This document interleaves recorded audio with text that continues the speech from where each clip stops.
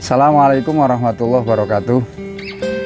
Sahabat-sahabat yang saya hormati, pada kesempatan kali ini saya akan menuturkan tentang bagaimana cara inokulasi atau pembibitan jamur yang baik dan benar. Karena seringkali di dalam proses pembibitan itu karena asal-asalan sehingga akhirnya hasilnya juga tidak baik, artinya banyak yang gagal. Hal yang perlu kalian persiapkan di dalam inokulasi atau pembibitan ini adalah yang pertama alkohol atau spiritus. Ini gunanya untuk apa? Gunanya untuk sterilisasi tangan kita, ya, sterilisasi tangan kita. Karena ketika inokulasi itu keadaan badan kita termasuk baju kita itu kalau bisa itu steril, ya, bersih. Kalau bisa pakai baju yang baru dicuci kan, seperti itu. Karena apa? Untuk menghindari bakteri-bakteri liar kan, seperti itu.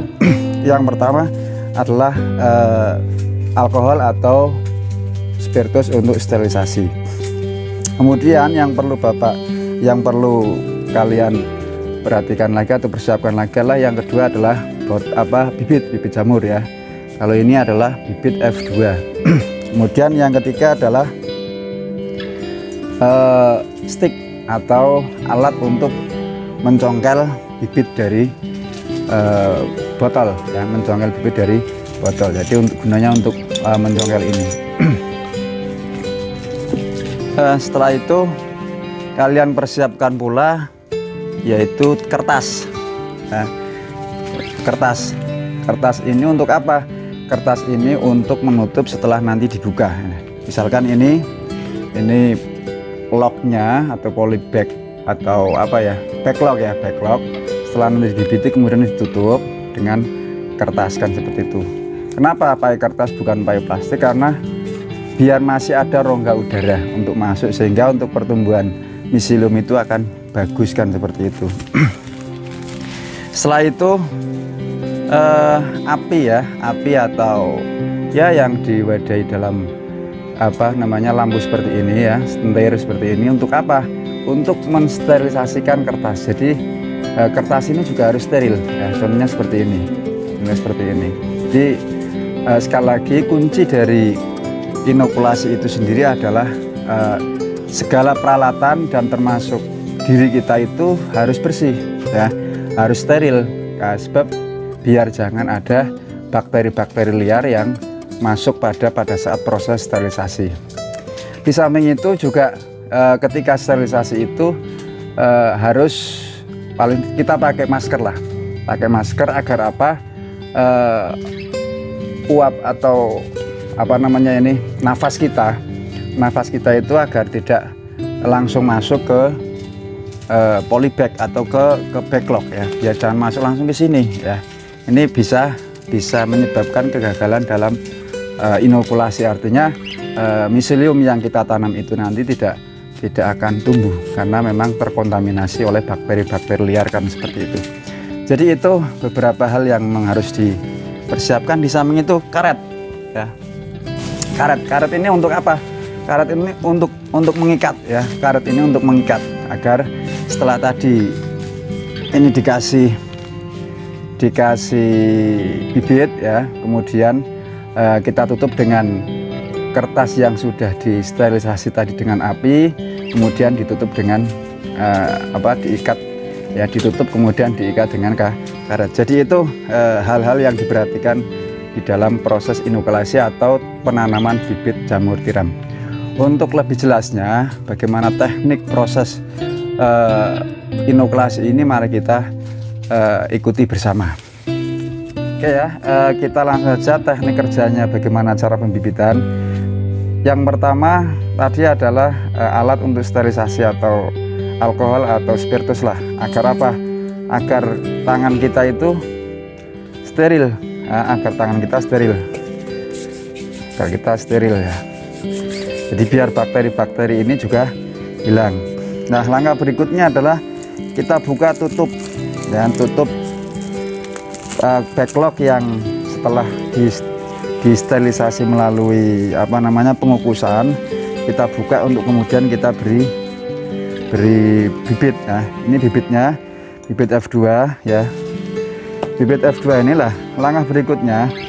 Stick atau alat untuk mencungkil ini diusahakan harus disterilisasi juga ya, dengan cara dipanaskan dengan api agar bakteri-bakteri yang ada ini hilang seperti itu. Nah, setelah disterilisasi dengan cara pemanasan tadi, kemudian kita cukil ya. Yang ada di ini kan agak keras ya, jadi harus dilembutkan ya, harus urai agar bisa dimasukkan ke backlog. Nah, agar bisa dimasukkan di backlog.